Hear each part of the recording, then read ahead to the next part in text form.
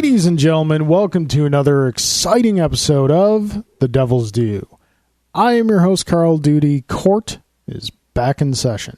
With me, as always, is my esteemed co-host, the man who can never be accused of sweeping the leg, but has put many in a body bag in his time, Mr. Drew Celestino.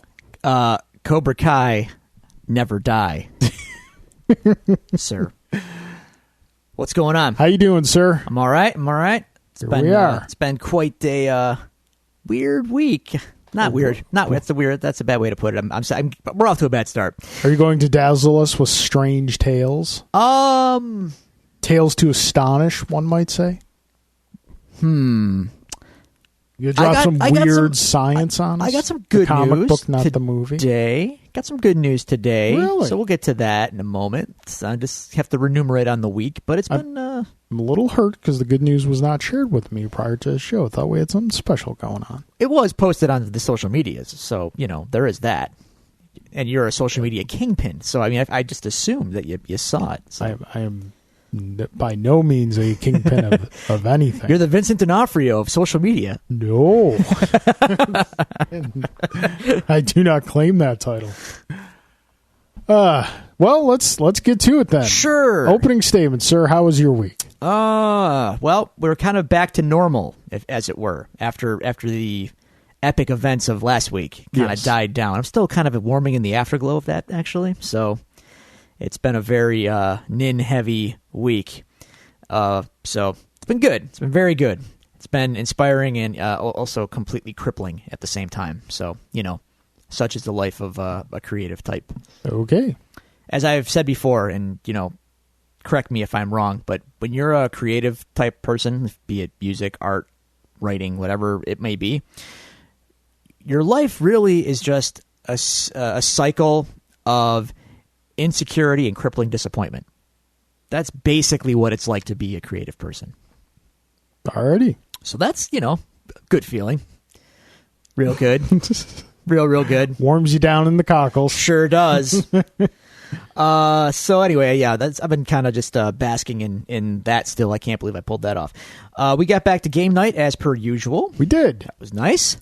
Played some games. Games are always welcome. The day after that, I'm trying to remember now that I'm blanking.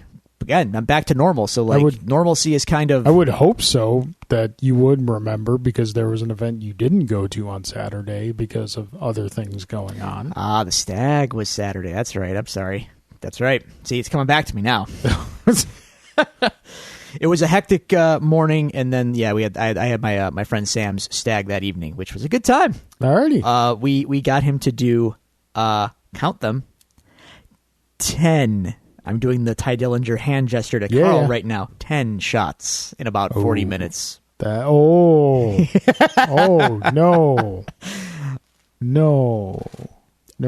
Mr. Accountability not here. Yeah. Sam was in good shape. He was feeling pretty good. He didn't fall down. It was all smiles. He had a good time. And so did we. We had a very good time at the stag. Having watched over many an inebriated friend in my time, not being a super heavy drinker myself, not falling down is not necessarily always a victory. Sometimes you kind of want him to have like the just collapse into the useless pile of... No, he took it like a champ. All right. It was impressive, actually. Again, 40 minutes. I told you the WrestleMania story, right? Yeah.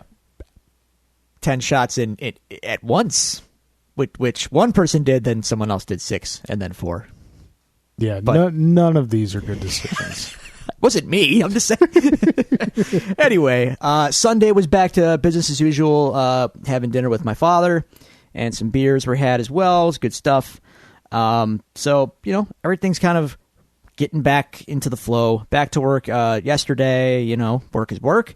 And I was exhausted because we have, you can count them, Carl. I have 6 dogs in the house right now. You do? I literally counted them when I walked in. I was like, wait a second here. Yeah, so we had Elvis, who was at the party.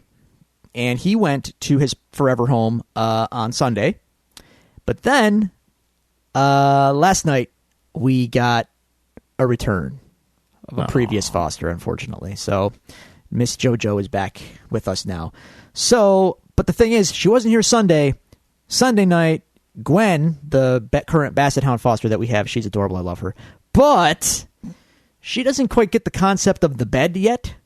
So is it her bed and you're just a guest in it? Well, she's learning. Okay. but for that night, yeah. So I kind of did not get much sleep. So yesterday was a long day. Alrighty. I was just in a haze all day. Today has been better, and I got some good news today. So we're up to speed now. Good news today. I just found out earlier that in the Niagara County homebrew contest, in the stout category, my chocolate oatmeal Russian Imperial Coffee Stout.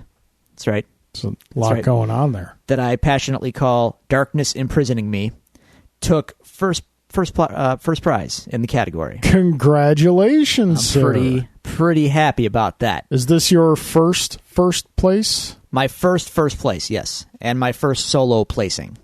All right, look at you. So you're all grown up. Yeah, I'm pretty stoked about that. We did good. I knew that beer was good. It's been aging for about 10 months. I mean, stouts age like wine, so this thing is primed, and the judges apparently agreed. So I took first prize for that. Now that I think about it, I do remember seeing that post. I saw your reaction to it. I thought it was just an announcement of a new beer that you were excited about. Oh, no. So those were official results. Scrolled past it. All right. So I'm happy about that, and I'm going to try not to be too upset about the fact that the IPA that we made for the IPA category didn't place, and the amber that Colin and I made that took a silver in the Amber Waves of Grain contest also did not place in the Niagara County contest. I'm not going to be too mad about that, Niagara County. Niagara County, I'm looking at you. I'm not going to be too mad about that, Niagara County. But thank you for giving me first place for the beer that definitely deserved it. So let me get this straight. Uh-huh. Because I think after a couple years of friendship now, I have a reasonable idea of how the Drew works. Go on. You're more upset than happy right now, aren't you? It's about equal. No, come on. It's about equal. There's a little more anger and rage than there is happiness. We'll see what the notes say. But to not even place. I mean, really? Come on. Come on. Who's judging over there? What's going on? But hey, I did take first in the stout, and I am stoked about that. I don't know who the judges are. It's completely blind. I know nothing. Alrighty. Hand the beers off, and they go into the void, and then they spit back results. That's all I know. Yep. So, for all I know, they were feeding him to a blind chimp, and he's just pointing at the wall. That one. Yep. I have no idea. But, yeah, first place. I'm very stoked about it. That was a damn fine beer, and I was planning on making it again. I wasn't planning on changing anything about it, but I was a little curious to see what the notes that they have on this were going to be. And if it didn't do well, I would be like, well, why didn't it do well? What did the notes say? And I'm not saying I would have changed anything about it, but I was curious. What did the feedback have to say? Now that it's placed first, unless the notes are like really, really fine tuned into something specific that I agree with, I'm not touching it. I'm making it again. So I wanted to make it again anyway. Now I have validation that it's good. The important thing is that you like it. Oh, yeah. It's kind of like an X-Wing build. You got a little tweak here, a little adjustment there.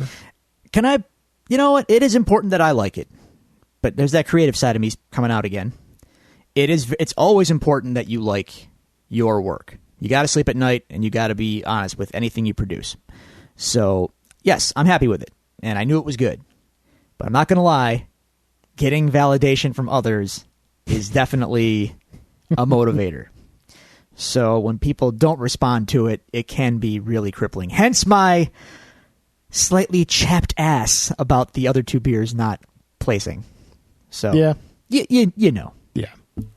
Not mad, but just want answers. But you are mad. Once again, a fairly good idea how the Drew works. Drew's mad right now. No, he's good. I'm all good. So hey, that's what's up. We're current. What's going on with you? How's your week? Fairly good amount of stuff went on this past week. Thursday night, which has more or less become my X-Wing night, when I go to Collector's Inn and, starts at about 6 o'clock and goes till they close. I believe they close at 10. So usually, depending on how it goes, you get like 2 or 3 games in. I usually bring 2 builds with me. The first build I had was okay. I had flown it once before, but I tweaked it a little bit, and I don't like how it flew this time, so I reverted it back to its original state. You look like you have a question. I'm just curious. Okay, go on. The second build, I threw together just out of whimsy of a theme. Okay. And you didn't put too much thought into it, just kind of... No, not a ton. And it worked really well.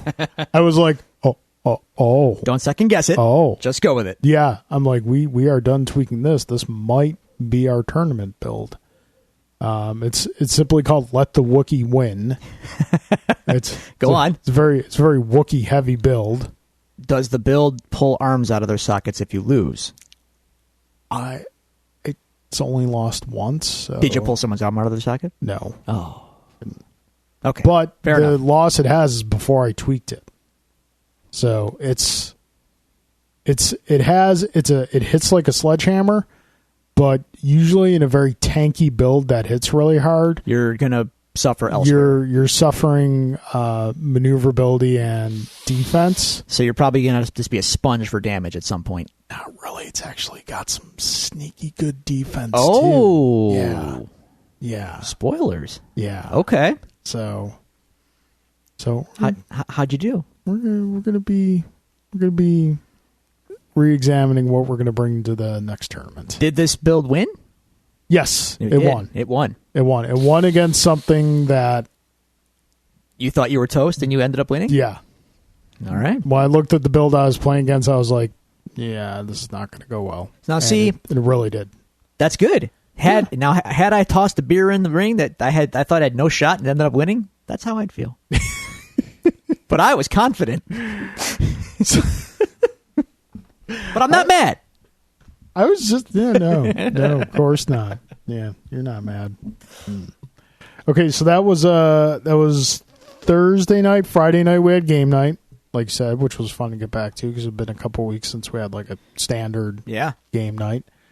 What did we end up playing?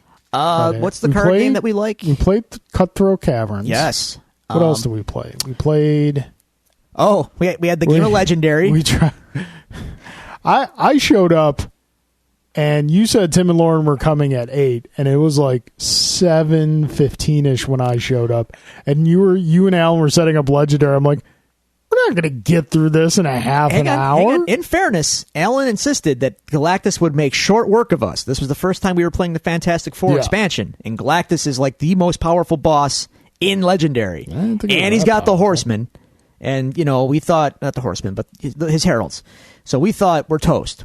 30 minutes, he'll kill us, we'll learn some things, and we'll come back next time stronger. It did go long, I concede. However, we did learn things. I think we learned that Alan shouldn't shuffle the cards. That is a fact. And we also learned that with a little more, I don't want to say preparedness. I don't know. I think now that we know what to expect out of Galactus, I think we can take Galactus. When we finally got a hit in on him, it was like that scene from Rocky 4 when he's got Rocky in the corner. You see? You cut him. Yeah. He's not a machine. He's a man. That's right. It was like that. So, I think we can take Galactus. So I think we need to have play that again. Yeah. Anyway. What else did we play? Legendary. What do we follow that up with? The pizza game. Yeah. That was cool. Yeah, it was interesting. It was points, matching, pizza. Yeah. The box is a pizza box. Yeah, it's kind of cool. Hey, man, it's got where it counts. It's for me, it's a game that I would not necessarily want to do every week, but every once in a while be fun. Sure. Yeah. I mean, it's not an engine building game or anything, but it's a fun game. Okay, so that was Friday night. Saturday was the second Duty Dice Day. How'd that go? At my place. Went really well. Good, Again, man. It had just a steady flow of people. We were playing games from about 1 o'clock to 10:30 at night. Got to play a couple new games. Secret Hitler, which was interesting. Go on. With a name like that. It's a social deduction, kind of figure out who's really the Hitler, or in this case, we use the special expansion card, the Secret Trump. Oh, God. Yeah. Wow. So, you're either a fascist or a liberal, and you're trying to, kind of make it so fascists win or whatnot. Mm-hmm. And I was the Secret Hitler, or Secret Trump in this case, and I had a very simple formula to throw people off my scent, which, if I play this game again... Did you yell fake news at them incessantly? No. Oh. If I play this again, this is just how I'm going to play, whether or not I'm Secret Hitler. I just grab people, start punching them, and screaming at them, "Are you Hitler?"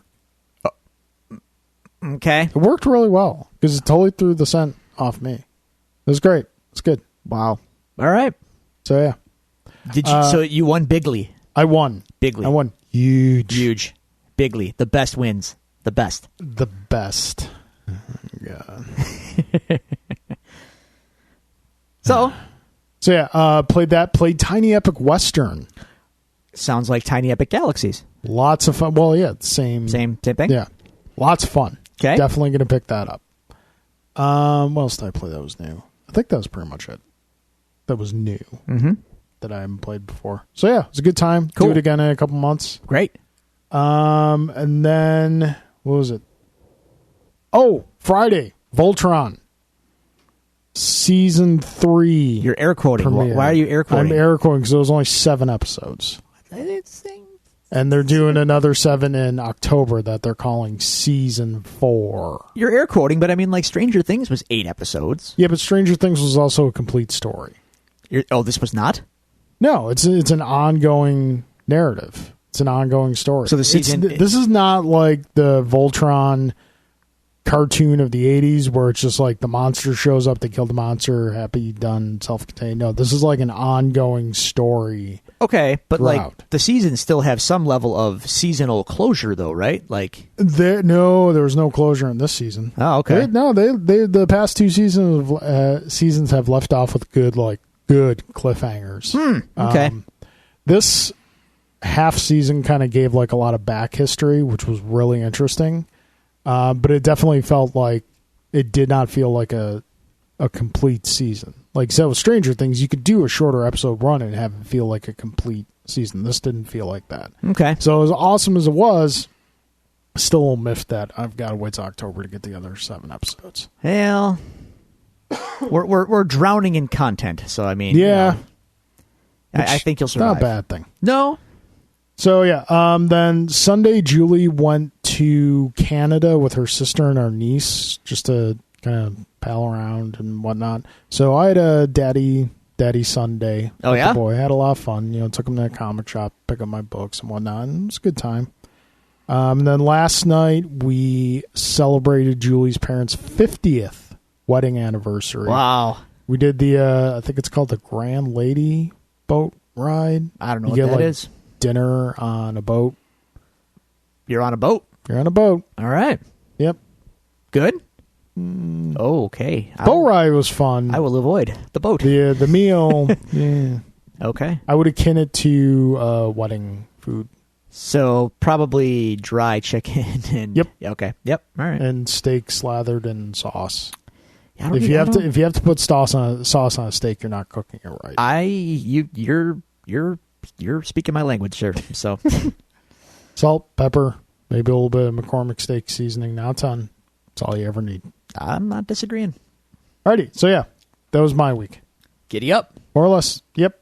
So fun times.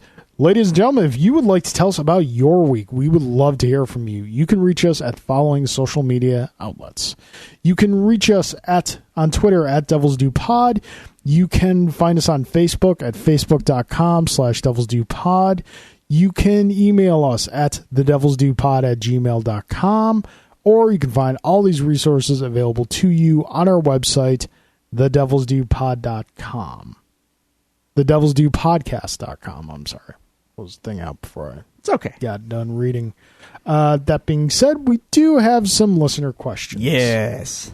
And these are good questions, and we're trying to keep it tight this week because we got a lot of content. I know, cue the laughter of the audience. Yeah, when we say we try to keep it tight. Every time we say that, it's we're like, really gonna try to keep it tight this week because we've got some interviews coming up with the Superhero Alliance, and we've got a nice retro review for you guys. So we're gonna keep it tight. Keep it tight. Tight. High and tight. All right.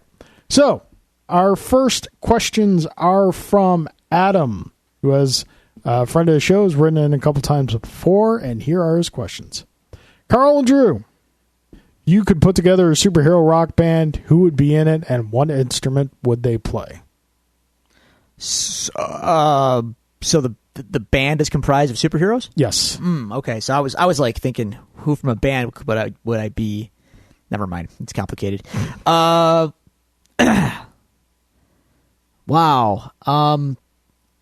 I don't know. How musical are certain superheroes? We don't often Have you get that listened to side of modern their music today? It doesn't really matter how musical It matters. It matters. Wow. I'm going to take Flash and put him either on drums or lead guitar. Ooh. Yeah. That's a good call, but speed isn't everything. You need feel too. Yeah, it's tough, but drums maybe guitar. Yeah, whatever. That's a good one. Superman, I'm gonna put him on lead vocal only because he's Superman, so he has to have a perfectly super singing voice. I'm not putting him in the band, at least in mine. Superman can be in mine. You know what? I'm going to put Batman on bass. No one likes the bass player though. It's okay. Nobody likes Batman. I mean, in a literary sense. It's kind of a background role for him, though, isn't it? I mean, he's not going to get any credit. You do your band the way you want to do it. I'm doing my band the way I want to do it. This is bizarre. I actually have no clue how this works. Superman can sing because I think he beat Darkseid with song, didn't he? In Final Crisis, yeah, he did. He sang a song. It defeated Darkseid. It defeated the anti-life equation. Did it not? I don't remember. Okay, I'm pretty sure that's what happened. If that's how it actually ended, what was Moors and Smoking? That is always a good question. Although, yeah, if you remember the episode of Justice League Unlimited, I think it's This Little Piggy or whatnot, when Circe turns Wonder Woman into a pig, and at the end, Batman has to sing. Oh. He sings that song, Am I Blue? Batman could, he make a good death metal vocalist, I feel like. I love those videos. Batman's got some growl to him. He could probably do a good job of doing the metal vocals. Plus, he's got all that trauma. He'd probably, pretty dark. Yeah. Like the Lego Batman song. Rich kid, no parents. Dark. No, you know what? I'm gonna kind of stay in that same channel. Mm-hmm. Not Batman, but Raven. Raven. Yeah. The only Raven I can think of is the wrestler, so I don't know who Raven from is. Teen Titans. Oh, yeah, I have no idea who that is. You don't know who Raven is? Shameful.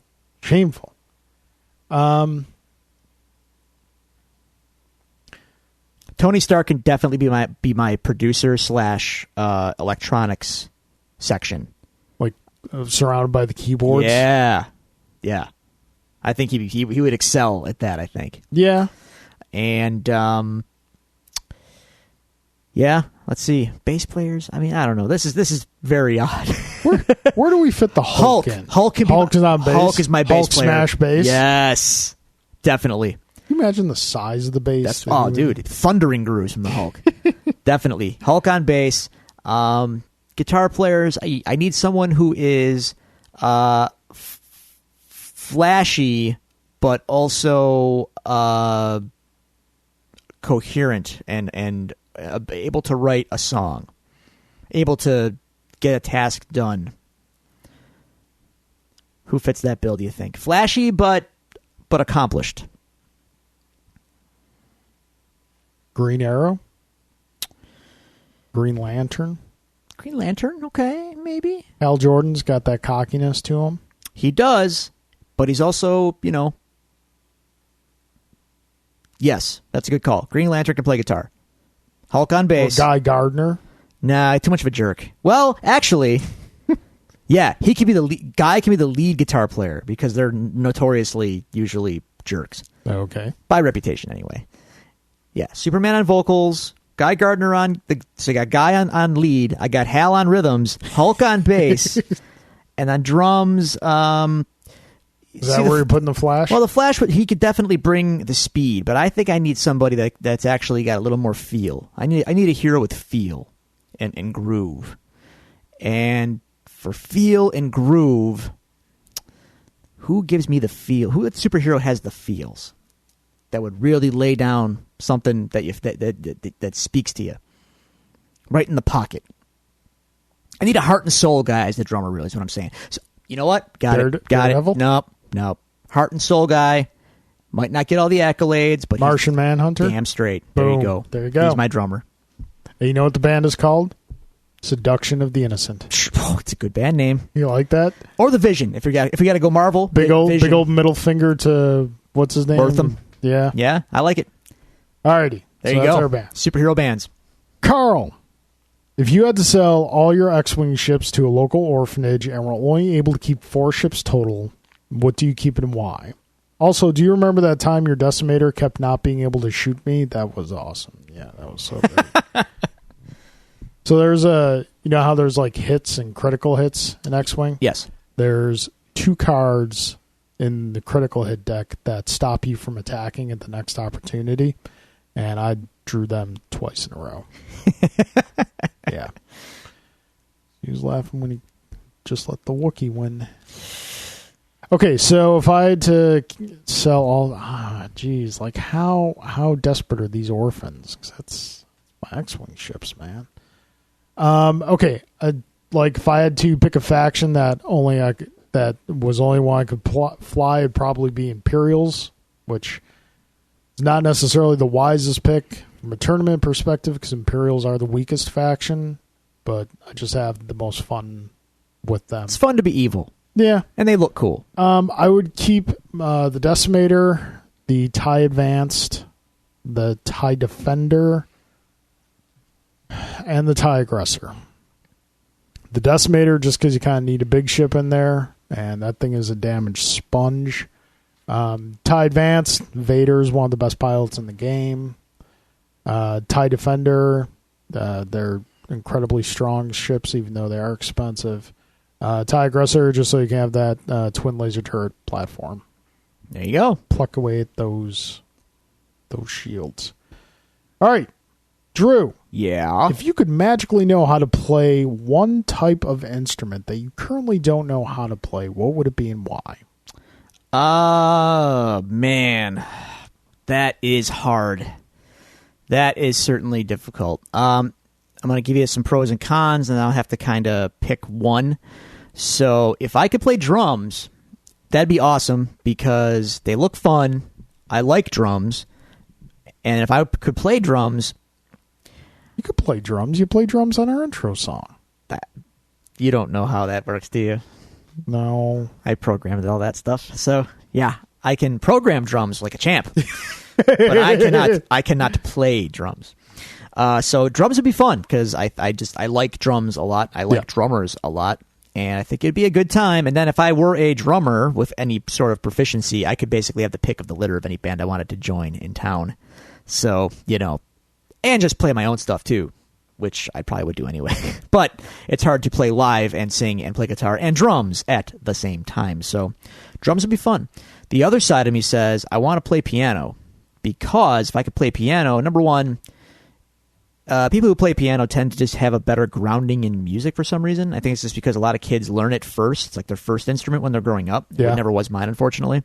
But you get that really good foundation, and you learn, inevitably, you probably learn how to read music and how to perform it. And by extension, with learning piano, I could get more into the synthesizer kind of stuff, which I'm starting to get into now. And without a basis in piano, it's going to be doable, but it's going to be more of a, hack job. But, hack jobs are fun too. Yeah. So if I had to choose, though, between the drums and the piano, I'd probably go with the piano right now. I could be a little more emotional with piano than I could be with drums. Kind of wish I'd taken piano as a kid. Me too. Not so much for the musical aspect, but more, I think it would make me a better fighting game player. Interesting observation. Probably. Yeah. Put that mind-hand connection. Especially if you played with one of those fight pads that are becoming banned in tournaments now for like Smash. The hitbox? The one that doesn't have a stick. It's just all hitbox. Yeah. It's all buttons. It's all buttons. Fascinating. Yeah. I attempted to use one once. How'd it go? No. Okay. No. That's actually not for nothing. There was a guy who was in a tournament I saw using a keyboard. Wow. Using a computer keyboard, and he placed like third. That's so blasphemous. Yeah, it was just like, I was just watching it like, how? Okay. Sure. Crazy. Yeah. Nuts. Alrighty. Adam, thank you very much for your questions. We appreciate it. Now on to Mr. Alan Waiters. The Alan Waiters. Panamanian Prince. That's right. Carl and Drew, what was the best and the most disappointing part of the summer for you? Wow. It's not even over yet. Yeah. Best. Well, I've had quite the adventurous summer, so it's hard to say for sure, but I think the Nine Inch Nails show last week has to be the tops so far. It's that or the Snake Pit passes for Metallica, but given the intimacy of the Nine Inch Nails show, that's going to win over the Snake Pit passes, which were equally amazing. But special events, special occasions definitely kind of trump, no pun intended using that word, by the way. It's an actual word, folks. That is going to beat out a band that I've seen 16 times in any number of configurations. So that's the best. The worst. The worst. That's a little more difficult. Spider-Man Homecoming. No. No. That was glorious. I'll say the fact that two of my beers didn't even place in the Niagara County Homebrew Contest. And we're back. It's a bit disappointing, I'd say. All right. I think if that's the worst part of your summer, you got a good summer going. It's not bad. It's going okay. For me, I think the best part was William finally learning to crawl and getting mobile, and so that was cool. Worst is you're throwing stuff around. Dropping stuff here, sorry. You're dropping stuff. I think I really had a worst part of the summer. Nothing, not for nothing. I don't want to sound like bragging or anything. Nothing bad has happened. Better find some wood to knock on right now. Yeah. Good. Yeah. There was that night when you had the anger and you put the wrath on Alan. That was pretty bad. Well, that's game related. I mean, that's all in good fun. I mean, mostly my fun. For not you. so much his fun. So. Well, good. Yeah. Count your blessings, man. Carl, do you think that the SNES, the Super Nintendo Classic, and the Nintendo Classic are ripoff for consumers who can build your own emulation machine for half the price? Is it just me, or is Alan on some super emulator kick lately? He's got a thing going right now. Every time I see him, he's asking you, Drew, when are we going to build this emulator? So I don't think they're ripoffs. I think your standard consumer doesn't necessarily have knowledge of an emulator machine. Not necessarily, no. So I think it's a nice little thing for that person who kind of grew up with those, but maybe might not still be a gamer. Sure. I think it's a nice little novelty item. I don't think they're ripoffs. No, they're by a stretching imagination. When they get to the second market on eBay and you got to pay $500 for one, then it's a ripoff. But that's a secondary market for you, man. Collectibles are like that. Yeah. Drew. Yeah. there are rumors that you are now the manager for Slim, in quotes. Wait. I'm not done with you, Byron. Is this true? Also, what words of advice do you have for his opponent, Spike? Look. I don't know what you just said. I'm just Let me read this. Hand you the phone. Alan is a Slim Byron. Spanish. Is this true? Might want to brush up on the English. Slim Byron. Maybe he means Braun Strowman. I don't know what this means, Alan.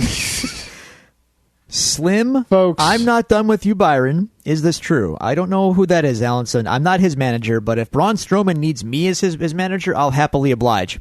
And I will throw an office chair at Roman Reigns with him next time.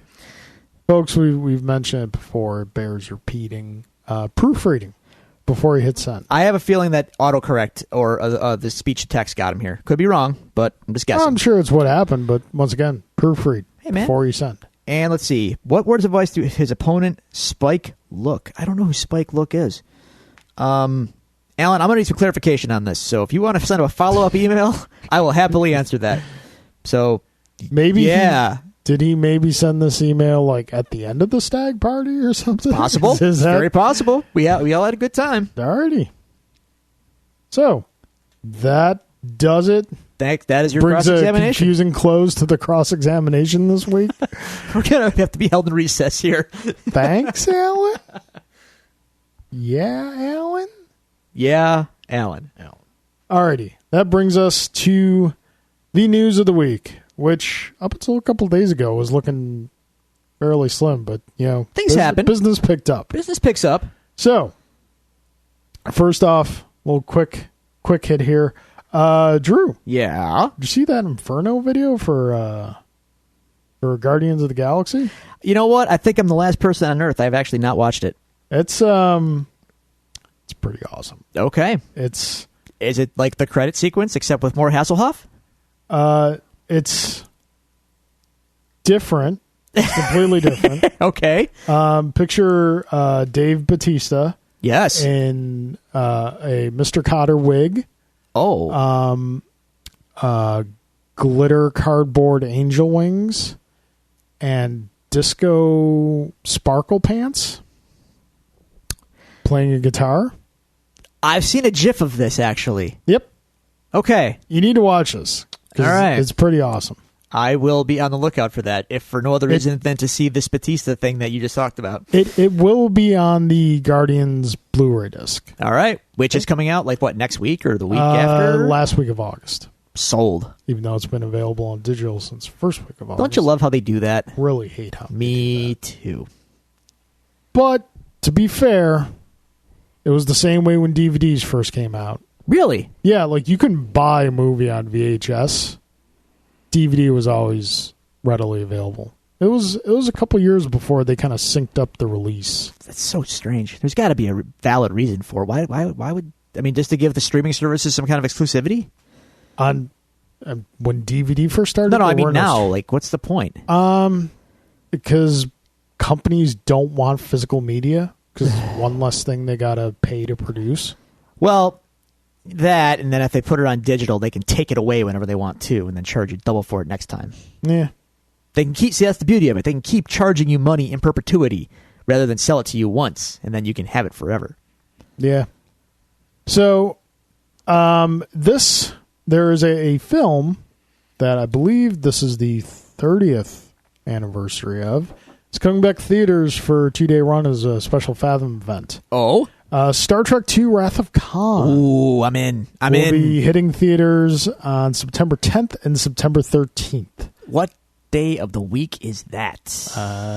Thanks to technology, I have a handy-dandy calendar. Phone. 10th and 13th. September 10th is Sunday. September 13th is Wednesday. I will take my dad to see that, I think. Yep. It was actually, it's funny, I kicked myself because it was playing at the North Park. They had it up there for a day, and I was like, they usually do it at North Park once or twice a year. I'll definitely go check that out with stadium seating and all that business for the Fathom event. Yeah, Wrath of Khan is... It's Wrath of Khan. It's Wrath of Khan. It's Wrath of Khan.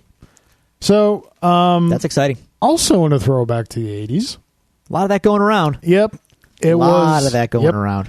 It was announced earlier this week that YouTube Red is... I saw you shrug there. Yeah. Okay. Remember that? A YouTube I have to pay for? No. But don't you want to watch PewDiePie do stuff? No. I don't even know who PewDiePie is. I've heard the name, but I'm old, so I don't know who it is. Let's put it this way. If you watched it, you would increasingly... What I want to Old punch. man yells at cloud. Want to punch. Yeah. YouTube Red announced as developing a half-hour comedy series. Yeah. Based on the Karate Kid, starring Ralph Macchio. Yeah. And William Zabka. Okay. The original stars of the original Karate Kid. Here's the thing. I'm cool with like, hey, did you hear they're going to do a Karate Kid TV series like 30 years later, but it's going to be like with them now? I'd be like, really? Okay. I mean, I don't need it, but I'm curious. If you've seen Ralph Macchio, he looks the same. Kinda. Yeah. It's And William Zabka, not for nothing, is taking care of himself. Well, there you go. Good. So, I love the Karate Kid. The first two, especially. 3, it gets a little dopey, but it's still good. I still love it. Yeah. But the first 2 especially are like amazing movies. Amazing movie. I love those movies to death. So I'd be into that. But the word comedy, half hour. What's this comedy? They weren't comedies. I don't know. They were just family movies. I guess that Johnny has fallen on hard times and has decided he's going to reopen the Cobra Kai studio. So they're going to play it for laughs. And Ralph Macchio or Daniel is having trouble finding balance in his life without Mr. Miyagi. That's a valid story. I don't need why is it a comedy? They're gonna play this jokey joke. Yeah, I always thought. I don't want that. I had always thought if you want to do something like this that brings the original characters back, you have Johnny be the head of the Cobra Kai. Yeah. But he's not the villain anymore. No. We saw at the end of Karate Kid, the beginning of 2, the really. end of 1 and the beginning of 2, because he handed Daniel the trophy and said, "You're all right." That's right. So he learned. The character grew and developed. Yep. So it's not unreasonable to think, because a lot of times rivals make the best friends. See also Rocky 3. Yeah, that he and Daniel formed a friendship. Daniel at one point moves away. Johnny is still running the dojo, but the neighborhood isn't as nice as it used to be. Okay, so the dojo falls on hard times. Not so much the dojo falling on hard times, but a bad influence trying to come into the dojo. Oh, okay. All right. And Daniel comes back to help Johnny rebuild the Cobra Kai? Not rebuild the Cobra Kai, but to kind of, clean up the streets.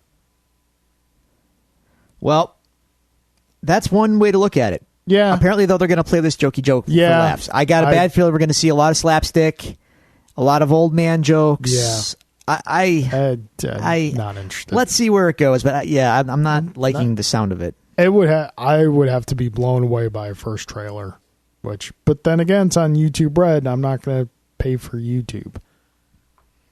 So now we get into the big stories of the week. Big stories. First big story of the week was we got our first look at Cable.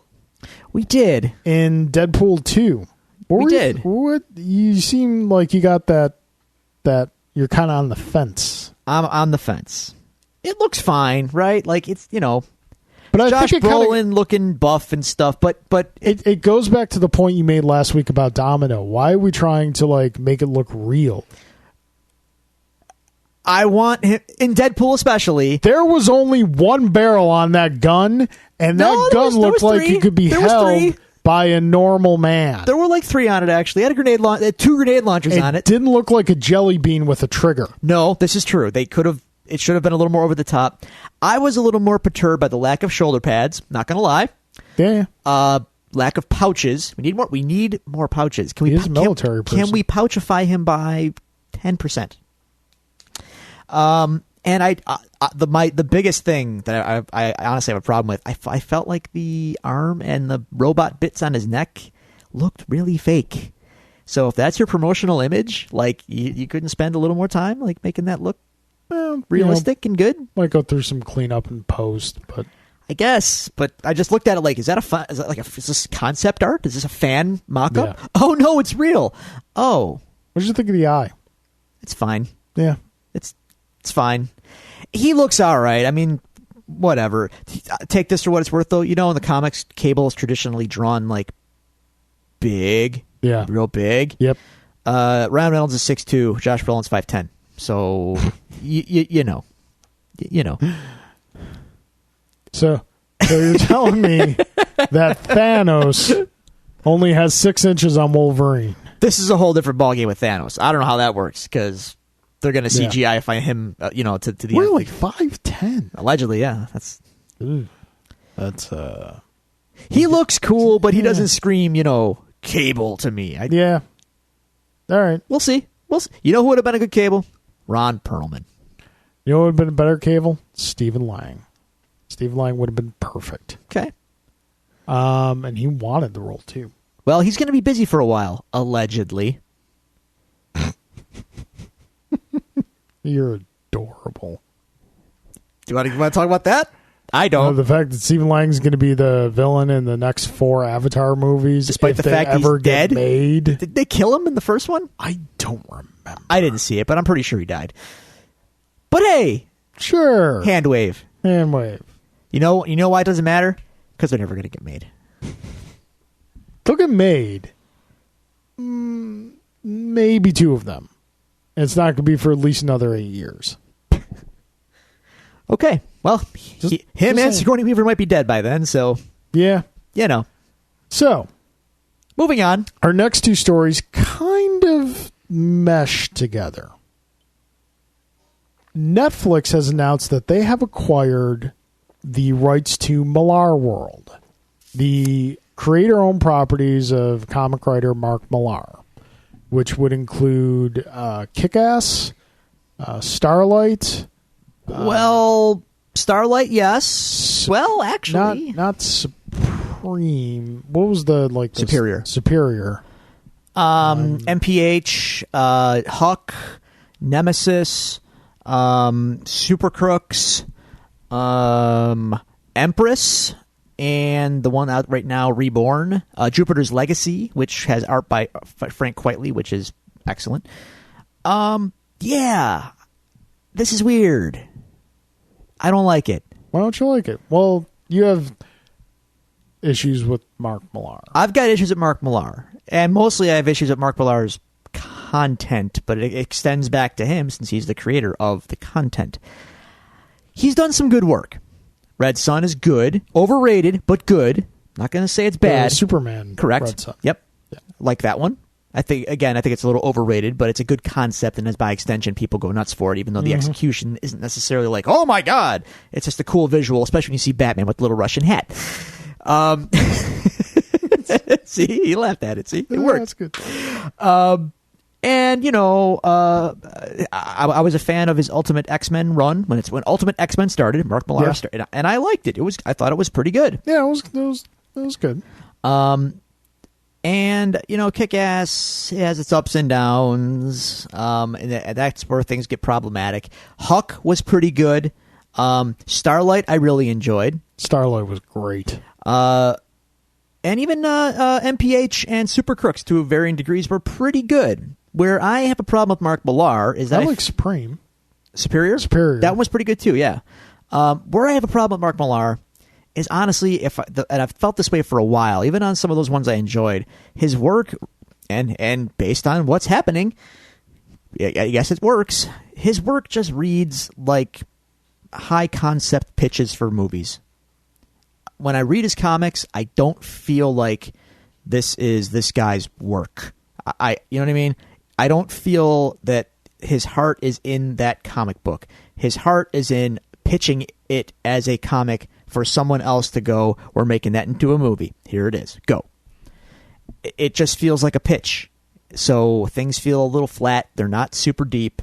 It's just the concept is good enough for a little miniseries, which is all Millar World stuff is just little miniseries. It's just enough to be a high concept pitch to Hollywood. And that's how it all comes off to me. And to me, that's a little hollow. I like comics for comics. I like deep comics that grab me. So his stuff is that's the superficial level of stuff I don't like about him. Going deeper into the content of Millar World stuff that I don't like, The stuff I like tends to not have this kind of stuff, but the stuff I don't like is, I think, maybe a better look at the real Mark Millar, and that's a guy who is basically a perpetual juvenile child who thinks rape is cool and swearing is cool and really mean-spirited, horrible violence and really messed up stuff is like shocking people. He thinks that's cool. Yeah. I don't like that stuff. And he does it a lot. And honestly, that stuff, like in the Kick-Ass movies, for instance, they take some of that stuff out. And the movies are better for it. Oh, yeah. Honestly. Kick-Ass was tame compared to the comics. I mean, in the sequel of Kick-Ass, there's like this totally unnecessary rape scene. Why was that there? Did that have to be there? Yeah. They took that out of the movie, by the way. Thank God. And that's one example. And like I think in Wanted, remember that? In the comic, the first thing the protagonist, even though he's a villain, the first thing he does when he finds out he's like a supervillain is he goes and like rapes someone. It's like, dude, what? This is your protagonist. You got a weird fetish. Hey, buddy. Let's pump the brakes on all this kind of stuff. So that's the problematic stuff with Mark Millar that I'm not into. So my tastes on Mark Millar aside, that is quite an acquisition though for Netflix, don't you think? Yeah, it's pretty big. Netflix is throwing a lot of resources behind comic properties. But not only that, their original work, and we had discussion about this as pertaining to our next news story. Their original work is very broad in what they do. They have stuff ranging from like comedy to horror to sci-fi. They're in all genres. So I think Netflix sees something that they can convert to series, of course, relatively easily for, again, the reasons that you mentioned. So. And it's probably not fetching the price tag something like another Marvel series or DC series. No, but I'm sure that Mark Millar is walking away quite wealthy from this. Yeah. And I mean, it's a positive thing for creator owned, showing that, you know, holding on to your stuff and kind of. It is. But you're worried it's going to set a trend of people creating just so that. I already feel like comics had a phase where people were just getting into it to try and make a buck elsewhere based on success in comics. I like comics as comics, and I'm not going to begrudge anyone success if their property gets adapted. If someone picks up Saga and adapts it for a TV show tomorrow, I'm not going to crap on Brian K. Vaughan because that dude pours his heart into every issue of that book. And it shows, you know what I mean? But I'm worried about guys that are just they're just latching onto the medium to try and make a name. And I feel like Mark Millar's a huckster. You know what I mean? Yeah. I feel like he's using the comics audience to further his own other more important agendas. And hey, man, more power to you. I'm sure some listeners out there are like, hey, man, this guy make money. You can't begrudge him that. No, I guess I can't. But me, I have a little more heart in things, and I know that can be difficult when money becomes a factor. So, would really, really want HBO to do Saga. Yeah, hey HBO, you know how you're not going to have Game of Thrones in a couple of years? You want something to kind of hold that audience? Do Saga. So. Yeah, cool. I mean, it's interesting. I wonder, and the thing is, though, they can't do like it's not like Netflix is going to be able to make Kick-Ass the TV show because they don't have the rights to that. Yeah, and they're not going to be able to do Secret Service, Kingsman as they call it now in the movies. Yeah, that's over there. And I think a couple other properties are in various stages of development at other studios. So, like Starlight, I think is being adapted to a script too as a movie. We talked about that a few weeks ago. Did we? Yeah, not? I think Starlight might not be as far along as required for it to stay. But there's other stuff, and he's still gonna publish.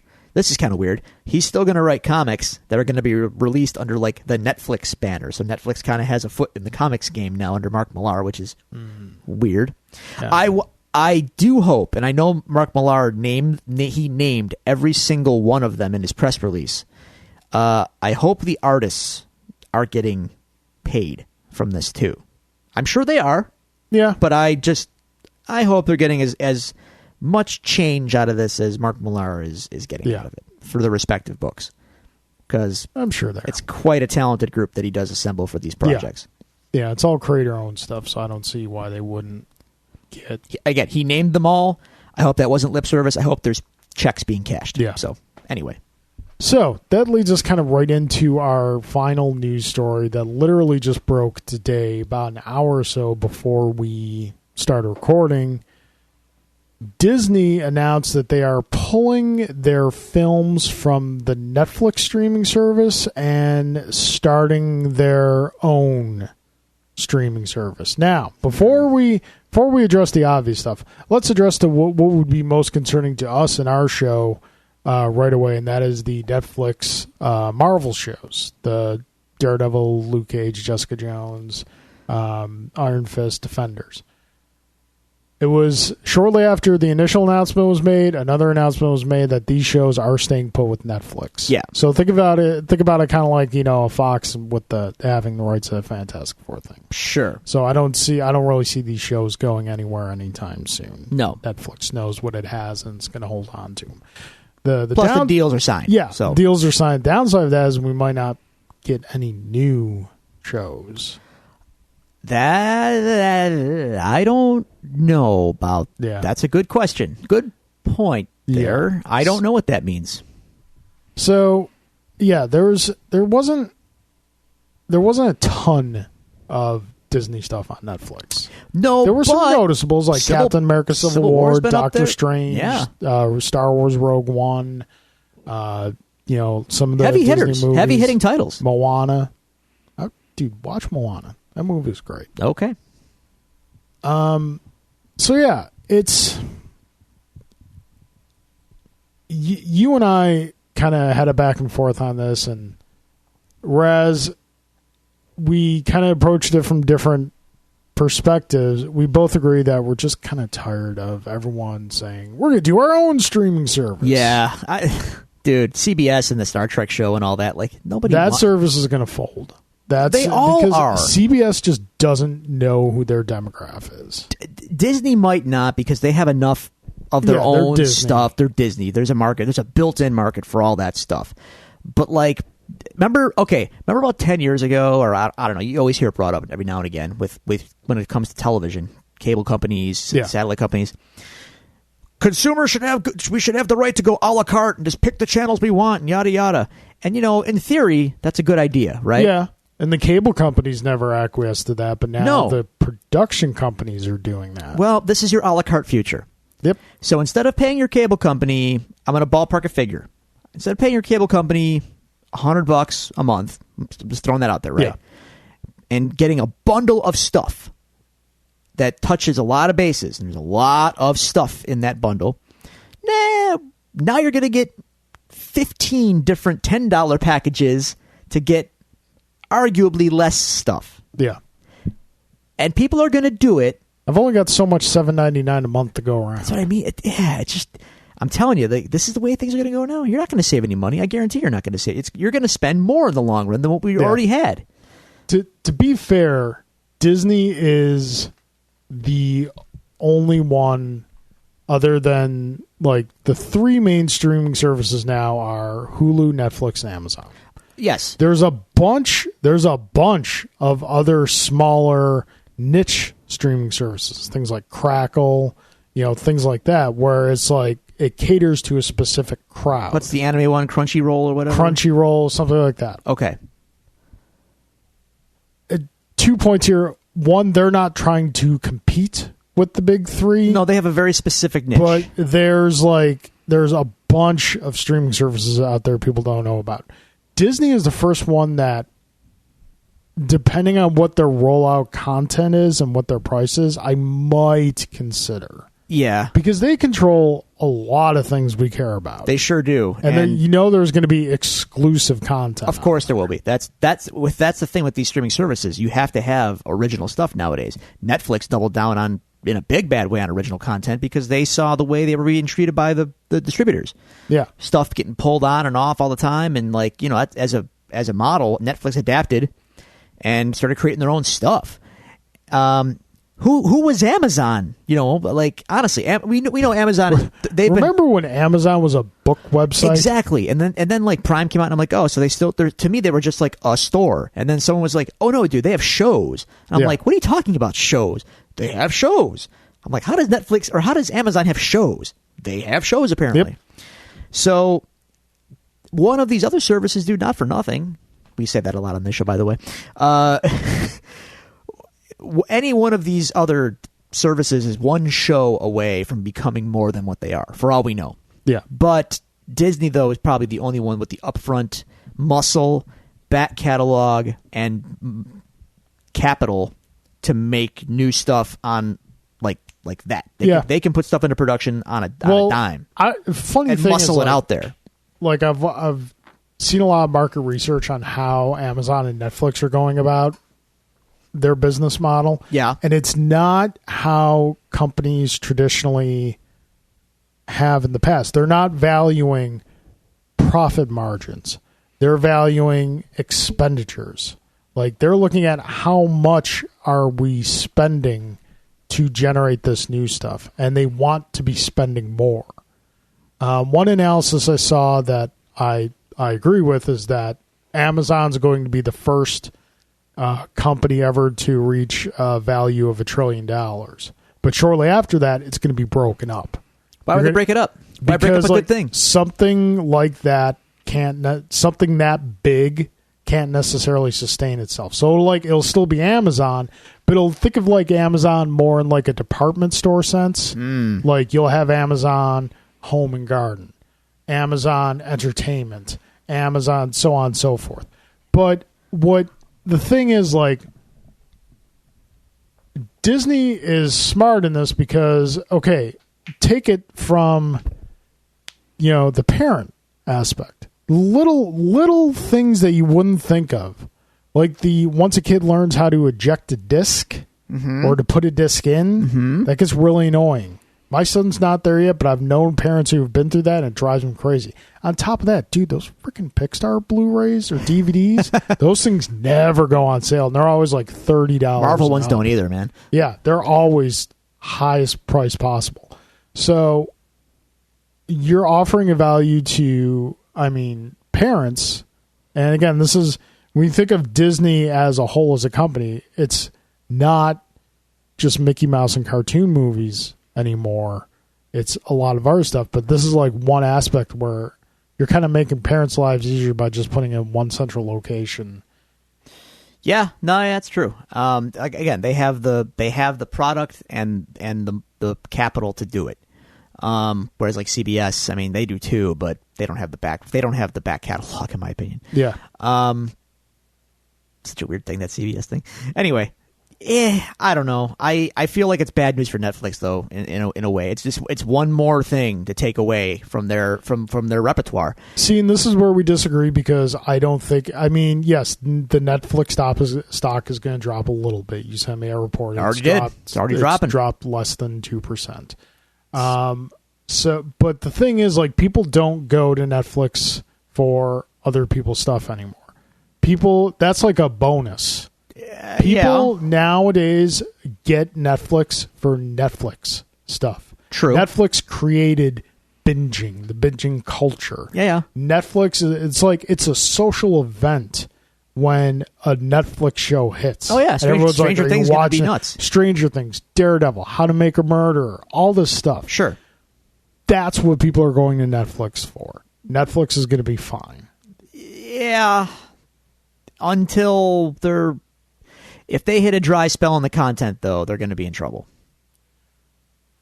I don't think when you don't have restrictions, hitting a dry spell on content is very unlikely. Perfect example of this, HBO. Mm-hmm. Ever since HBO started doing original series and movies, that's their bread and butter now. But they're not going to have Game of Thrones forever. No, they're not. But you know what? They're not going to have Sopranos. They weren't going to have Sopranos forever either. That ended, and the next big thing hit. There was a gap, though. There was a gap there. There wasn't. If there was a gap, it wasn't very huge. I think after Sopranos, Boardwalk Empire started, and that was huge, and Boardwalk Empire led right into Game of Thrones. Between their original series, their original movies, their documentary stuff, when you don't have restrictions on content, creativity is allowed to freely breathe and grow. That's fine. No, I know where you're coming from. I agree with you, but I'm just saying all of these guys are just a couple duds away from like the bottom falling out. You start hemorrhaging subscribers, you better hope you got a hit coming soon. I don't. It's not nearly as simple as that. Dude, if they have a bunch of dud shows in a row, suddenly the faith in the network is gone. Well, no, because they've had some dud shows that they've canceled, and they haven't missed a beat. Because they have other ones. I'm saying once there is no good one to make up for the bad one, and it's just like, wow, what happened to Netflix last year? Everything they put out was kind of crap. Yeah, see, and I don't. The odds of everything they put out for an extended period of time being crap, just because the diversity they have in their creative culture. It's like saying Image Comics, like all they produce is crap now. Nothing lasts forever. That's all I'm saying. I'm not saying it's going to last forever. I'm just saying like is this good for Netflix? I mean, there's slight drop in stock price. It'll rebound. Well, look at it this way: if they take away Daredevil, Punisher, Luke Cage, Fist. They can take Fist, whatever. Defenders, Jessica Jones. If these go away now, there's still a crap ton of really good stuff that I wouldn't. I'm not going to lie. If they take that stuff away, I'm less inclined to have Netflix at all.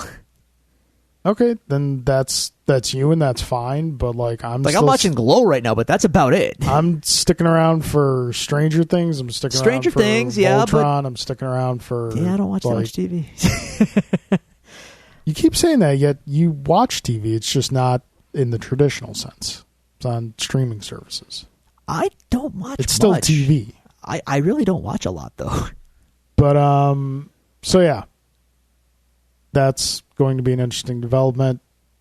I'm curious what it means for the shows going forward. It sounds to me like we're not going to get any new Marvel shows after this.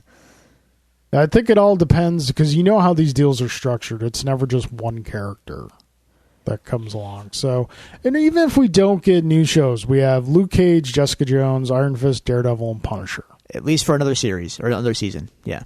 I'm fine with that. All right, man. That is your news. Okay, folks, we've done the news, we've done the questions, we've done How's Our Week. Now it's time to what is quickly becoming one of our favorite segments. We can get some people into the courthouse and have a discussion. We are joined right now by, from the Superhero Alliance, Mr. Alex McBride and Miss Sherry Litz. That's correct. Awesome. Welcome to the Devil's Due. Welcome to the courthouse, both of you. We are so happy to have you here on the show with us. Thank you for having us. Yes, thank you. You guys are part of the Superhero Alliance, which is a fan group. I usually don't like to reduce groups like this to saying a cosplaying group, but you are a I will say theatrical fan group that dress. We prefer character entertainers. Boom. So. There you go. There you go. That's awesome. That's yeah. In Disney parlance, would you say that you're part of the cast, as it were? Yes. There you go. See? Yes, Okay, we are part of the cast. Disney cast members. Now, for those of you who are familiar with the show, you know a couple months back we had Mr. Brian Stoyle on the show as part of the Northridge group. This is a similar group, but going more with the superhero spectrum than just Star Wars. So why don't you guys give us some background on the group, when it started, where it's currently at now, and what got you both individually into the group? Wow. It's actually got started all thanks to Brian Patrick Stoyle. Yeah. Well, look at that. That's Song's right. coming full Origins circle. cross-pollinating. It really is full circle, guys. Yeah, it's a kind of a callback. A while back, the Skateland in Lockport was getting ready to shut down. So Brian had organized an event called Superheroes Save Skateland. So he reached out to all his cosplay friends. It was like, hey, let's get together, do this day for the kids, try to, bring some awareness to the rink. And we all got there and we met. Some of us known each other prior, like myself and Sherry and Brian. And then we met other people like Will Lorenz and Bobby and Bobby Whalen. Bobby Whalen, yes. And it was such a good time, and we kind of clicked so as a group. And then a little while later, Bobby Whalen was like, "Hey, I kind of like what we did," and he kind of started getting us back together. And a little while later, we went from being Superhero Save Skateland to the Superhero Alliance. Mm-hmm. How long ago was that, and how long has the group been going now? April 12th, 2014 is Superhero Save Skateland date, so we consider that our birthing. Cool. It's about 3-ish years. Mm-hmm. Yeah. All right. We didn't get an official name until 2015, 16. Yeah. All right. How many members are in the group? Ballpark. There are, I want to say There's over 50. I was going to say Wow. currently 50. Wow. Yeah. That's great. Mm-hmm. It's not a group, is a league? Some kind of justice league? Oh, there they go. Yes. This is what you're in for, folks. So. We are an alliance, joined together by a common cause, saving the things we believe in, charities, children. In that order. That's a proper voice right there. I got some Diedrich Well Bader done, Batman sir. in there. Thank you. Nice. See? That's right. The Searcher. So now, were you both with the group from day one? That's correct. Okay. Yeah. So we're Veteran members. OG. OG hero right here. Respect. Now, do you guys play different characters? And what was your first character back in the Save Skateland days versus what do you do now? Yes. Oh, ladies first. Okay. Yes, I play different characters. A Superhero Save Skateland, I already owned Poison Ivy, so I was her. Shortly after that, I was Catwoman, then Black Widow. I now do all of those, as well as a rogue from the X-Men comic, Gamora from Guardians of the Galaxy, and Emma Frost. Wow. So It's addicting. You run the gamut, man. To be specific, she is 90s Rogue, and then so Jim Lee era Rogue. Sure. So she is Jacket. She is Yes. Okay. She is proper rogue. Yeah, Exactly. So she's Why, thank you. yeah. So she's 90s era Rogue, and then she is Cinematic Universe Gamora, because there's a difference between the That's two. Yes, correct. there is. Yeah. From the first movie. All right. In any given event. Well, what about Alex's yeah, Alex. characters? Sorry. Oh, wow. I have a follow-up, but I'm sorry, man. Yeah. So originally with the group, I was John Stewart, Green Lantern. Nice. and It then was excellent, by the way. thank you. And I actually met Phil I miss Lamar. him. I miss him. Yeah. Bring him back. I see, and I had a Green Lantern off with Phil Lamar when he was in town, so that was fun. This is my wedding ring. Yes! I salute you, sir. It's an audio medium, folks. Yeah, it's a- Carl's wedding ring has the Green Lantern symbol on it. Because my wife is awesome. Just use your imaginations. It's gorgeous. Use your willpower, you shall see. After I was Green Lantern, then I transitioned to Deadpool. Yes. Yes, I was Deadpool. Who knew? And then mostly I cosplay as Spider-Man. Nice. And then for the group, when we do videos or things of that nature, I voice other characters that really can't move their mouth or things of that nature. So yeah. Gotcha. I can see that. So I'm the voice of Groot, Dr. Doom, the occasional live show narrator, as well as the voices I do myself. Oh, and Rocket Raccoon on occasion, yeah. Awesome. Yeah. Nice. Can we get a little Doom? Little bit of Doom? My Dr. Doom sounds mildly like Tim Curry mixed with little David Bowie. That's like that's that. good.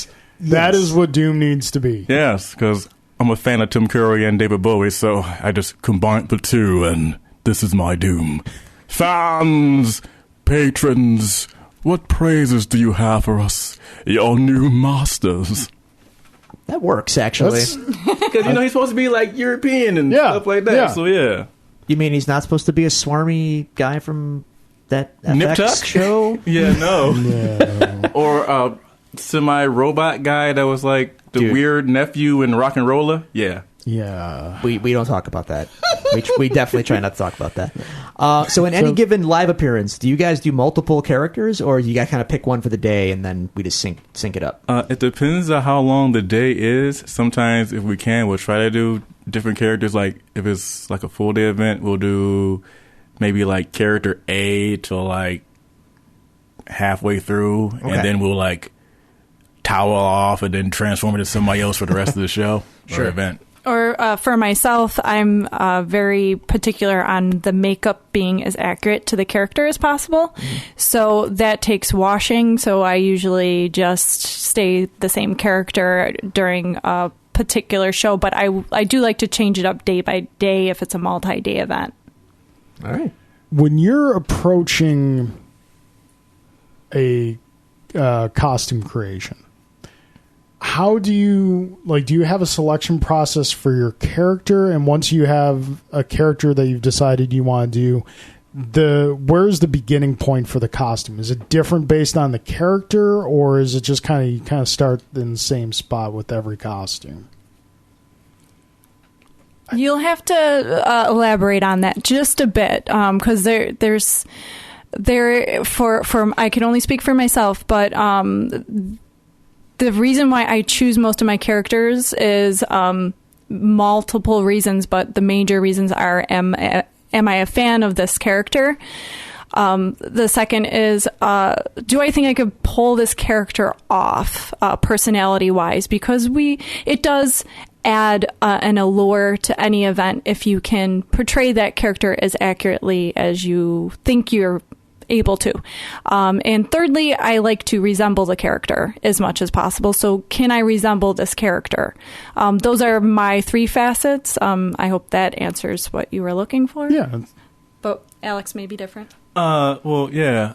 I think I am kind of different because, like, I'm Deadpool and I'm Spidey. So I'm kind of characters that are, like, full body covered. Okay. So I think that, but I'm kind of like physical in my actions, and I'm limber and things of that nature. So I pick characters that match my physicality. Like I really like being Spidey because it gives me a chance to just limber up and just do all these weird the poses. I try to run the gamut from like Ditko poses to like those weird crazy McFarlane poses, from like your arms way back here, and like the one legs like you shouldn't be able to stand like that. He's in a pretzel right now, everybody, just so everyone knows. It's pretty impressive. Do you so you tend to like to play characters that are fully covered. Do you find that like liberating in a way where you're like not self-conscious about being you can go nuts because no one can really see you? Yeah, that's one of the joys of being Deadpool. Like I'm a fun Deadpool. I'm not super creepy Deadpool like some people will be Deadpool and they just take it way too far. I like to I skate that fine line between comic Deadpool, movie Deadpool, and then like Ultimate Spider-Man Deadpool. So I'm kid friendly, you guys. Awesome. Yeah. So now with the costume creation of itself, because like a lot of times artists have specific points that they'll start with when drawing a character. Do you find that when you begin creating the costume, you always start in the same general principles of it, or do you start in a different spot with each character? Is it like, if I can get this one thing to work, then I can get the rest of it to work? Or is it just like, I'm going to start at the head and just work my way down? I'm fascinated by the creative process. I see. No matter whether it be drawing or, making a costume, the creative process is still there in some form or another. So for myself, say like when I was Deadpool, I designed my Deadpool suit. So I took in a lot of different influences because he's had so many different costumes throughout his run. Yep. So I took the bits and pieces that I like from each one. Like part of my costume is a little bit movie Deadpool, and then part of it's like weird mariachi Deadpool from that one phase he went through. Nice. Yeah. And but yeah, I want to say that a lot of my costumes start out with sketches and me just working ideas and things that I want to see that maybe I don't see a lot of versions that really don't get a lot of play. Okay. And we are open to those that cannot design from scratch, which is myself.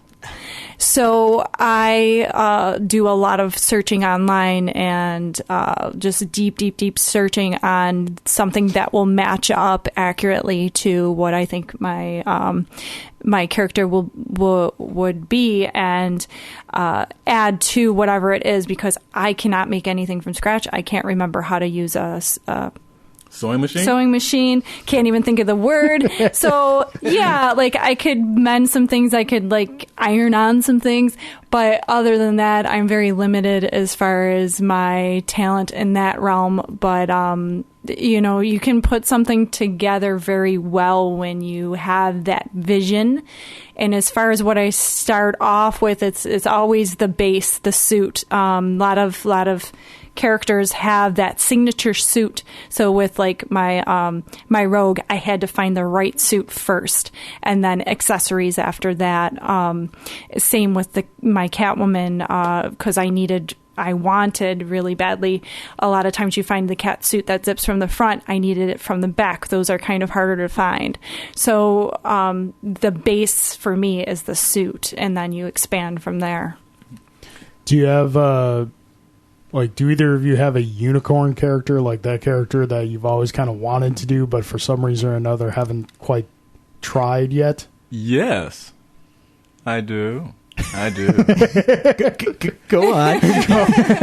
Well, I've always wanted to do a little jolly jester, or the Joker, if you will. That's creepily good, dude. You've got the laugh. Thank you. Oh, you're too kind.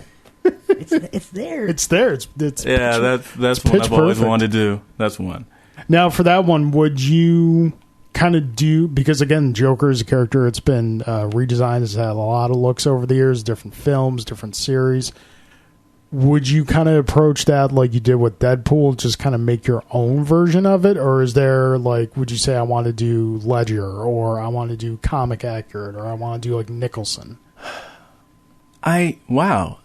That is a good question, because I feel like after The Dark Knight, everybody was doing Ledger. Yep. Everybody. You want to know how I got these scars? Everybody was doing Ledger.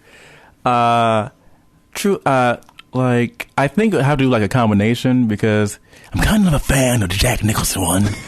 but I kind of lean back to that classic, that Mark Hamill. So it had to be like a mishmash of those. I might take Jared Leto's jacket. He did have a nice jacket. The jacket was nice. But other than that, the rest we could leave. Yeah, but like I like this jacket though. The tats not so much. Yeah.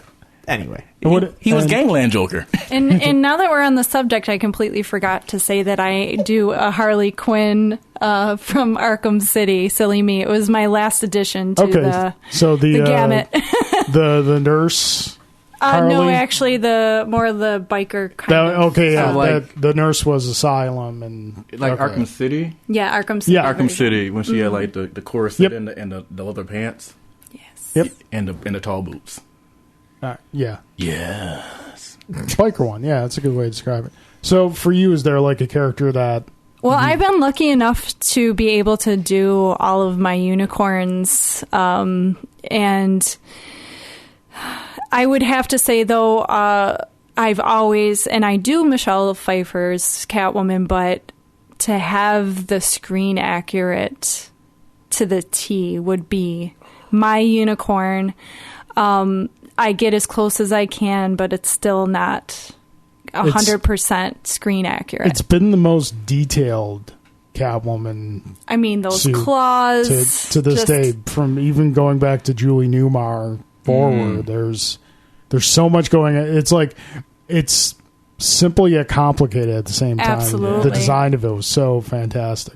Now, do you have like a standard Pfeiffer Catwoman and end of the movie really messed up Catwoman? I do the standard. I was considering doing the stunt. I call it the stunt version of Catwoman. There are some tears in that, so unfortunately, it may be a convention only version because Gotcha. of too much skin being exposed for being family friendly. But I mean, I could probably tone that down if I wanted to, but I do the cleaner version or cleaned up version of that at the beginning. Mm-hmm. So you mentioned that, and that brings up something that I'm interested in your perspective on, which is the unfortunate growing of the trend of mistreatment of female cosplayers at conventions. Like, it's very big now at conventions to see, cosplays not consent. Correct. And like guidelines and everything. And I've worked at conventions where people have had to have been escorted out for improper treatment of female cosplayers. I can't stand it. I hate it. It lessens us as, not only just as people, but as a community of Absolutely. geek culture. Yeah. Mm-hmm. When we give, the naysayers more ammunition to say, see, we were right, they're just a bunch of freaks, you're not helping us. So as a female who has a variety of costumes, like, how do you approach at like a convention? Like, obviously the event you guys coming up at the ballpark, and we're going to get to that momentarily, is a family friendly event. But like a lot of times at a convention, even though conventions are more becoming a family environment nowadays, there is still the, air quotes, sexy costume. Like you mentioned, you do White Queen. That is a very, revealing costume.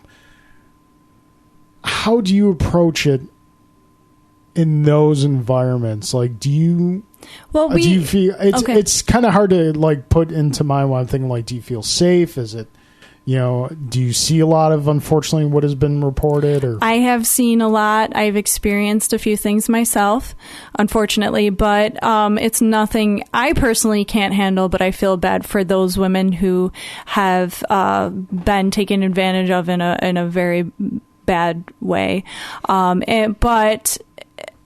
Okay, so I feel very, very safe with my group. We all look out for each other. We have hand signals that let our other group members know if we're any kind of distress. So those immediately get taken care of. If someone feels like they're being cornered and being forced to kind of being talked to, even if it's just what they think is a charming conversation with one of our female members, but our female member is like, this is like taking me away from my group and everything. We do have hand signals to let another member know that they are feeling uncomfortable in any sort of way. So we do call out the white elephant in the room in our group. Me as an individual visiting a convention by myself or with friends, it's always better in groups. Always. People can get handsy. You have to just let them know that it's inappropriate and go seek security immediately. Unfortunately, it comes kind of with the territory. It's kind of like it could happen at a bar. I mean, it's not saying it's exclusive to cons. You do come across people with the social, awkward sort of personalities that aren't so used to being in public, and let alone being in public with an attractive female. So, and there are some disabilities that someone may have, things like that you kind of take into account, that someone may not be of the right mind when they're doing what they're doing, possibly, but either way, just getting to an authority figure at that convention just to make them aware that that person made you uncomfortable may prevent a further action from happening. That's what I would advise any female, to let someone know as soon as you feel a vibe of some sort. Let a friend know, this person's making me uncomfortable. And if that person crosses the line, then you let an authority figure know. Don't be creepy, folks. Please don't be creepy. Don't be creepy. Treat everybody cool. The thing is, to keep in mind, guys, would you do or say these things to a guy friend of yours? Okay? Keep that in mind when you're interacting with a female you don't know. Would you tell a guy friend what you just told that female? And would you touch your guy friend in the way that you touch this female that you don't know? Okay? That's how you handle it.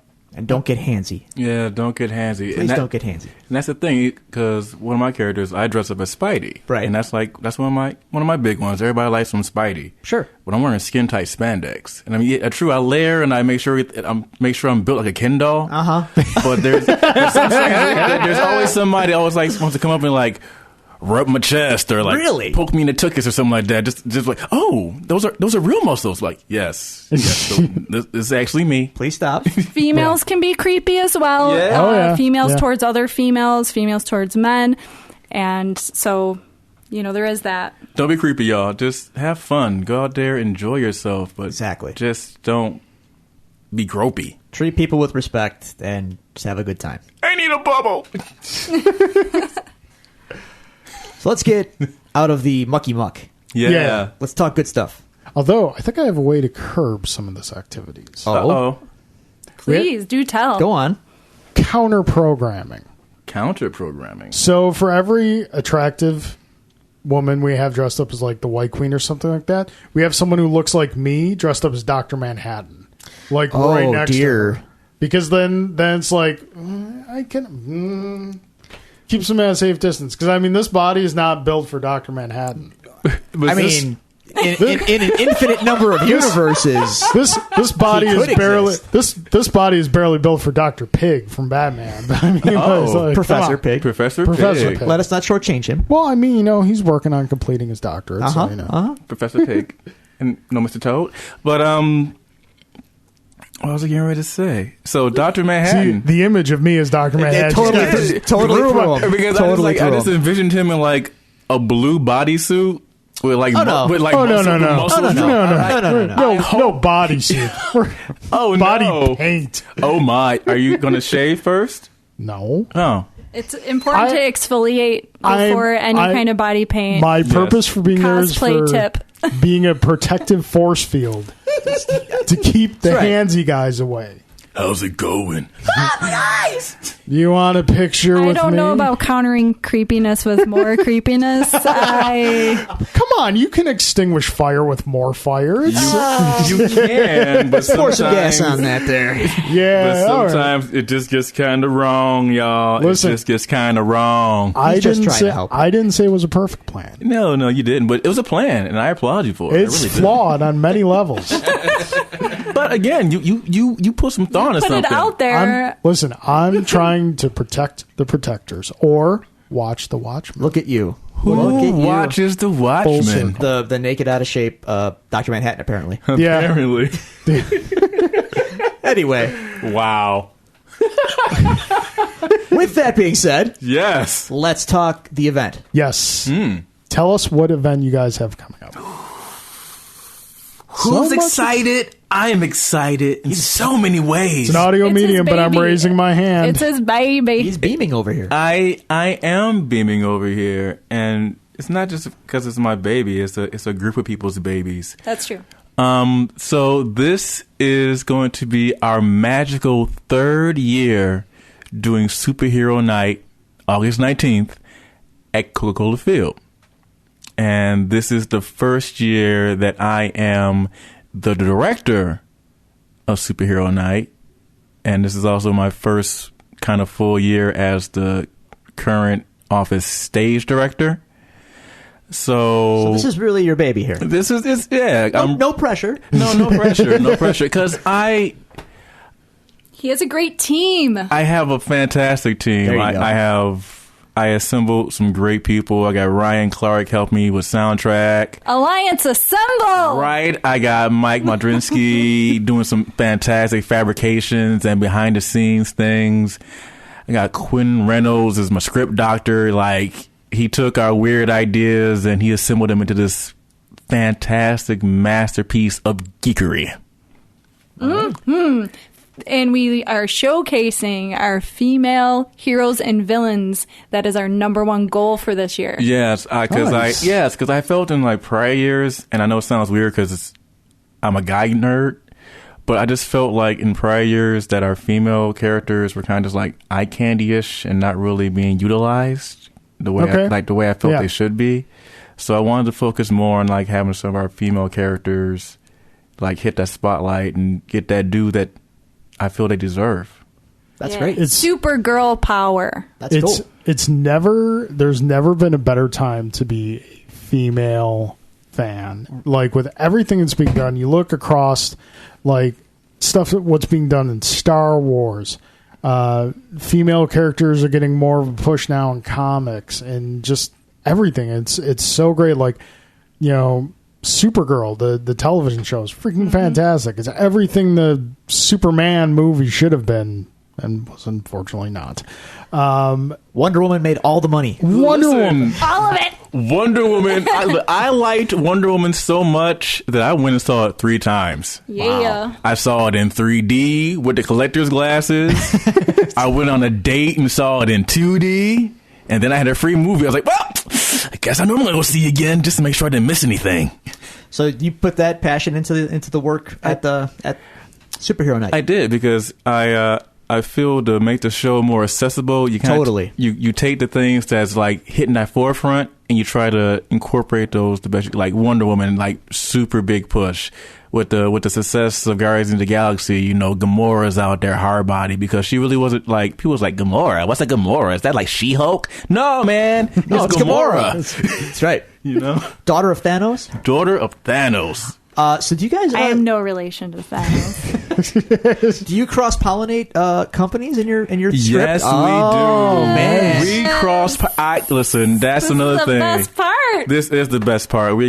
We have Raven with Doctor Strange. Tell him what my Gamora does. We got Gamora sparring with Wonder Woman. We got like nice. It's fantastic because each member of the group has like their individual loves and the characters that really speak out to them. And who am I to be like, no, you can't be Batman. No, you can't be so-and-so. No, you can't be a Teenage Mutant Ninja Turtle. Not in my show. I want everybody. I am all-inclusive with my nerdiness. See, they can make the Turtle Daredevil crossover that we're talking about, man. Wait, what? Color me intrigued. Give us ideas. Well, Listen. you know what the origin of the YouTube. turtles spun out of, right? Yes, I do know the origin don't get him started. of the Teenage Mutant Well, Turtles. no, not just like the origin, but like what they were inspired by. Because originally, when Eastman and Larry got together, they was like, man, all these things are going on. It's like they got mutants that's real popular. Like Frank Miller's run on Daredevil was killing it at that time. The hand, the foot. Yeah, so you take those influences there. So Daredevil was trained by Stick. And he fights the hand. So it's like, okay, so the turtles are trained by Splinter, which is a piece of a stick. Exactly. Yep. And they battle the Foot Clan because when you do martial arts, it's a art of hands and feet. And don't forget that the proverbial ooze fell off of a truck. Yes. But before it fell into the sewer, it happened to strike a certain boy in the eyes. Yes. So, in other words, we've been waiting for this crossover to happen We've been pitching, forever. like, with all the crossovers that have happened in comics history since then, we don't understand how a Daredevil Ninja Turtles crossover has happened. And Drew was like, what would you do? I was like, very simple. A gang war between the hand and the foot with the Turtles and Daredevil caught in the middle. Yeah, which is so crazy because just recently the Turtles have crossed over with Batman. Right. But not with Daredevil. So there's money being left on the table here. There is money being left on the table. And guys, I like that idea. Secondly, like Sherry started to mention, we have a YouTube channel. There's not enough on it now. Plug it away. So we have a YouTube channel. As we come up with more content, it's going to be a nice little hub for all things local geekery. Because some of the members have such great ideas for like shorts and little skits they want to do. So guys, if you really want to do that Daredevil Ninja Turtle crossover thing, like hit me up and co-production, and we can do something for the YouTube channel. I will start scripting immediately. Oh, there you go. Who's excited? I am. I believe it's an audio medium, but I'm raising my hand under again. Superhero Alliance of the letters WNY. So Superhero Alliance of WNY or something along those lines. You made it. I know I made it. I can't. There's so many pages, guys. It's been a long day. It's late night. It's okay. It is late. It is late. So now this event that's going on at the ballpark, this is for charity? Yes. And what charity is this in support of? It's the Mental Health Association of Western New York, along with Compeer of Greater Buffalo, and they are going to share a proceed of what they get to CASA, which is a center for those with mental disabilities that have been unfortunately abused, and so they find them counselors and legal representation. So it's going to be spread out nicely to local community organizations benefiting people with mental disabilities. Awesome. That's noble really cause. awesome. Yes. And how many cast members are going to be at the event? All of us. How many?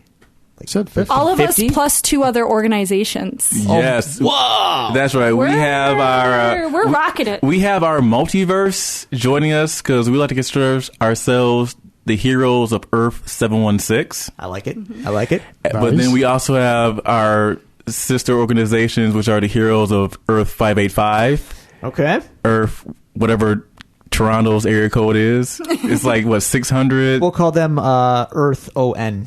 Okay, Earth ON. Yes, I like that. So we got all these different heroes coming in, which kind of helped out last year because we had a multiverse kind of theme going. Wow. Yeah. Now, do you guys sync up and see who's going to play who and make sure no one duplicates? Or is it just kind of like, you know what, whatever comes, comes? There's going to be duplicates in what we call the concourse, which is kind of like the hallway leading into where you get seated. Mm-hmm. That's where we're going to have our multiverse happening with the other charity groups from the other areas in Upper Western New York and Canada. So we have, everyone is there. I'm thinking 60 characters, it seems, rotating in and out. Some people are going to do more than one character in the day. It's going to be amazing.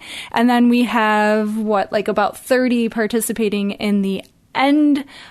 After the game ends, it's going to be a live action on the field, and we're going to finish out our story. The story accumulation. So during the game, there is video segments that plays. Okay. And then at the end of the game, there'll be a recap of those video segments. And then the live show battles begins. Ooh, who's excited? I am. Now, I have to ask, because Yes? we are the Devil's Due. You are the Devil's Due. Will Daredevil make an appearance?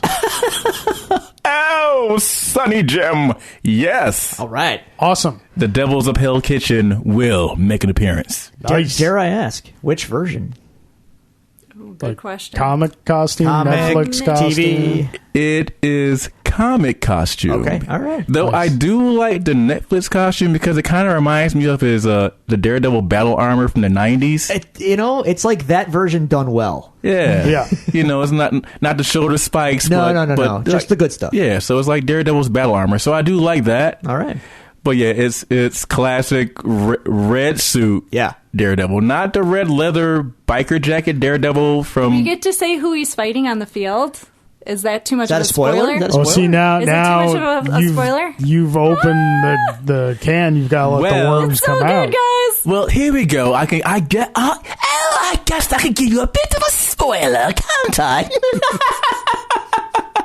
So, on the field, Daredevil will be facing off against who other but the love of his life, Elektra. There you go, man.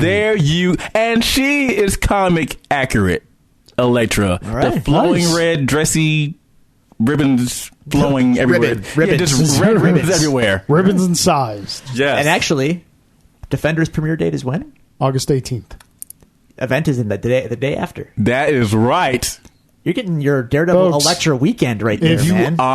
If you are in the Buffalo area that weekend, or if you're not in the Buffalo area, come to the Buffalo on area. down. Come in. We don't Come blame. on The down. water's fine. Come check out Superhero Night at Coca-Cola Field, the Buffalo Bison's baseball team. And Doors open at 5 p.m., Awesome. just so everyone knows. Photo opportunities, great fun.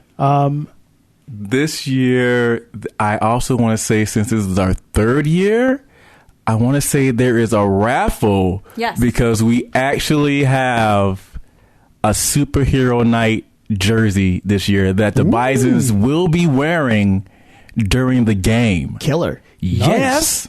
So That's you awesome. can win a game-worn jersey, and all the proceeds to what's been raffled is going to benefit the charity. We have a 50-50. It's going to benefit the charity. We have donation buckets at the photo op areas going to the charity. Anything that we collect that day is going to go to the charity. We raised $5,000 last year. We raised $5,000 our first year. We want to beat that number, folks. So please come on out and show your support and give what you can, and we appreciate it. All right, so tell us where we can find the information for the Bison's Night, and then by all means tell us where we can find the Superhero Alliance if we don't have a spotlight with a bat attached to it. My. Okay, let's see. To find information about Superhero Night, I want to say that you can go to the Bison's website. Also, commercials and promos will be starting to air as we get closer and closer to the event. Thank you. To find us, a group of volunteer costumed entertainers assembled to help raise funding and awareness for local Western York charities through costume character appearances, you can find the Superhero Alliance at / is that an M? What? Formalities. It was going so well. Yeah, so it's facebook.com / WNY Superhero. And on our Twitter, it's at WNY Superhero. We have a second one that's at Superhero WNY, so either one.